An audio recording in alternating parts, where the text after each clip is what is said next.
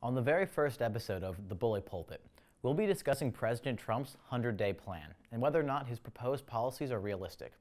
From the beginning of his campaign, the president has had a very specific set of goals for this country, and now that he's in office, he has the chance to see those goals come to life. We took the 4 most controversial and relevant points from his agenda and broke them down into specific plans Trump has proposed, giving each proposal a grade from easy win to no chance. In the name of nonpartisanship, our lead writing team is composed of 2 liberals and 1 conservative. We're disclosing this information to you with the intention to keep our biases as transparent as possible, while also working to minimize them ourselves. Now, let's dive into 2 areas where the president can make significant changes right off the bat, starting with the environment. To be clear, Trump hasn't set forth a detailed environmental agenda, but a couple of his major goals are apparent from his 100-day plan, which he released back in October. In this plan, he outlines 3 specific environmental actions he wants to take immediately. He wants to approve the Keystone XL pipeline, which was highly controversial during Obama's time in office, and engage in other, quote, vital energy infrastructure projects. This energy infrastructure is a common theme in his environmental speeches. We have so much, because of new technology, we have so much energy underneath our own feet with the fracking and all of the other things that have emerged over the last 5 years. We have so much energy, and it's great stuff.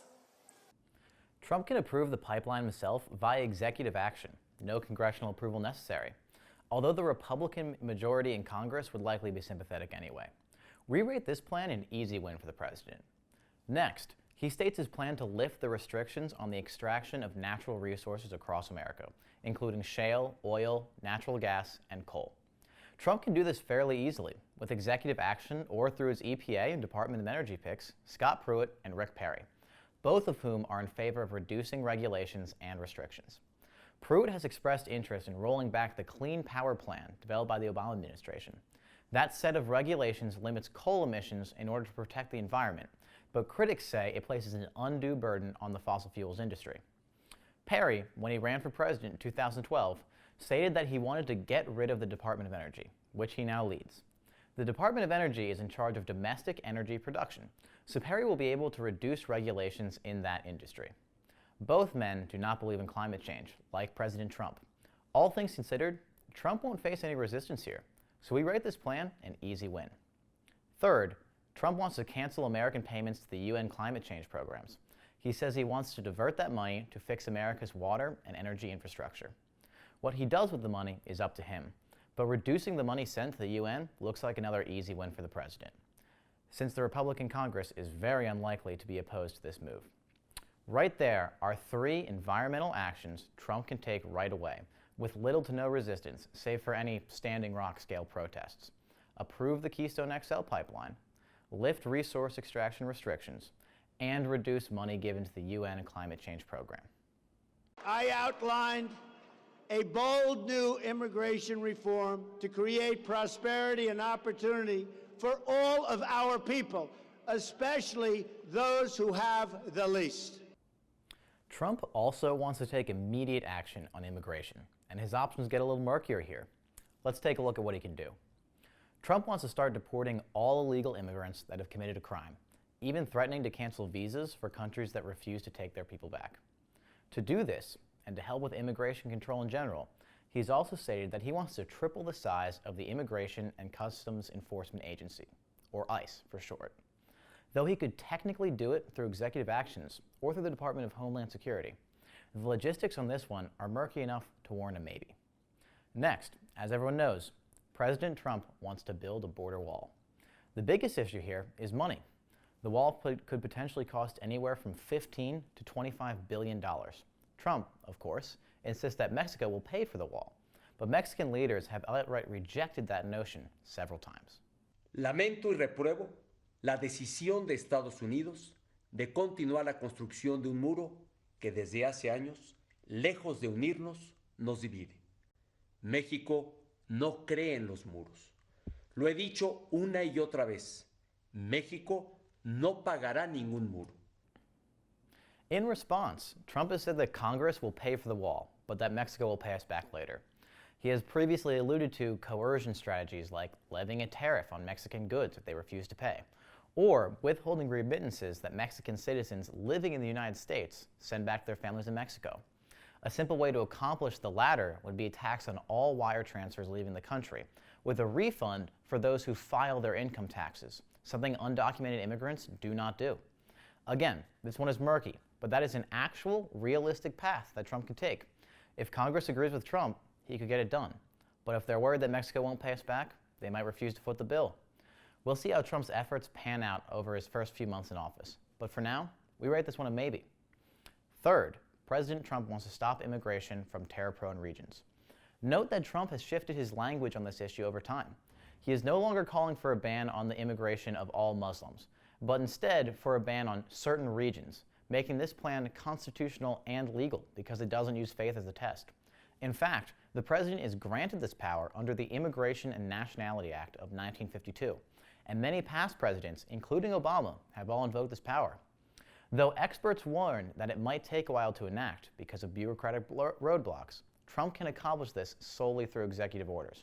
So we rate this one a likely win.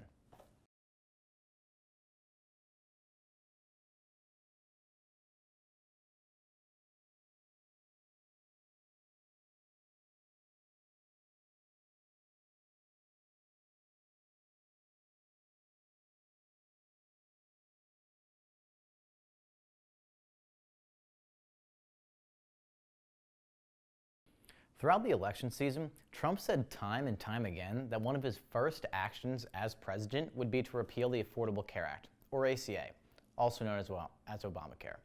Now that he's won, Republicans in Congress have already begun drafting legislation that would roll back the president's signature healthcare law. But this process has been slow and difficult recently due to a dispute within the GOP about what an ACA repeal might actually look like. There are two big divides within the party. The first debate is about whether the repeal should be accompanied by a simultaneous replacement plan, and the second is about what a replacement plan might actually look like. Let's begin with the first. We must act quickly to bring relief to the American people. I hope the Democrats will work with us as we take the next steps towards repealing and replacing this failing law. Establishment Republicans have been pushing for a repeal of the ACA that would gradually unfold over the next 2 to 4 years. Proponents of this course claim that it would give Congress and the incoming administration more time to draft a workable replacement plan. But not everyone is so sure about that. Representative Mark Meadows of North Carolina, chairman of the influential House Freedom Caucus, has expressed hesitation within his camp to move forward on a repeal vote if more specifics for a replacement plan are not revealed. Responding to these criticisms, Speaker of the House Paul Ryan has moved to reassure both lawmakers and voters that a replacement plan will occur simultaneously with repeal, saying new health care legislation is definitely a plan within the first 100 days. As of the filming of this episode, the only information about a replacement plan disclosed by Ryan is that it would likely include state high-risk pools. And while that is something, many critics have said that it isn't enough to assuage all their concerns. We rate this section as a likely win due to Ryan's prominent standing within the Freedom Caucus and the caucus's desire for repeal of the ACA. The second problem facing the repeal effort is that there's no real consensus on what a Republican-led replacement healthcare plan would really look like. Multiple individuals and organizations have released proposals, including conservative think tanks like the Heritage Foundation and the Cato Institute, as well as Senator Rand Paul. But the real difficulty of lawmaking comes from finding a plan that enough members of Congress can actually agree upon. Former Obama staffer Jon Favreau recounted the struggle the Obama administration underwent in passing the Affordable Care Act, highlighting the difficulty of attaining the 60 votes required for bypassing a filibuster in a Congress that had 60 Democratic senators.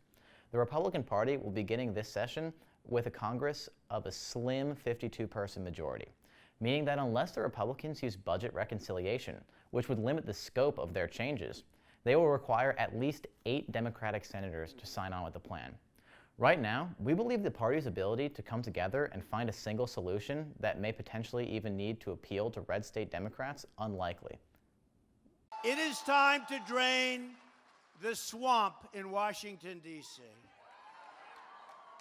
This is why I'm proposing a package of ethics reforms to make our government honest once again. For months, Trump has talked about draining the swamp, which can best be summarized as draining Washington of corrupt politicians, lobbyists, and influences. Trump's plan consists of two distinct parts. First, he wants to pass a constitutional amendment that puts term limits on all members of Congress. Such an amendment would certainly help put fresh faces in Congress, but the trade-off on that would be that no senator or representative would have more than a few terms of experience being in office. Passing a constitutional amendment is certainly no easy task. To even be proposed, it would have to get the support of either 2/3 of both houses of Congress or 2/3 of the state legislatures. To be ratified, it would need to be supported by 3/4 of either of those options. This idea has been floated for years and received varying degrees of support, but Trump is going to have to do a whole lot of convincing in order to receive the kind of support he would need. Because of the difficulties involved in passing any constitutional amendment, as well as statements from other Republican leaders, we rate this one no chance. The second part of Drain the Swamp in Trump's 100-day plan is to introduce the Clean Up Corruption in Washington Act, which would serve as a comprehensive ethics reform. However, Trump's come under fire during the lead-up to this inauguration for giving high-level positions to potentially divisive people, many of whom have little to no government experience. To his credit, though, Mike Pence has removed all lobbyists from the Trump transition team. It's unclear how devoted Trump is to this goal, but if he is, he'd still need congressional approval to pass such an act.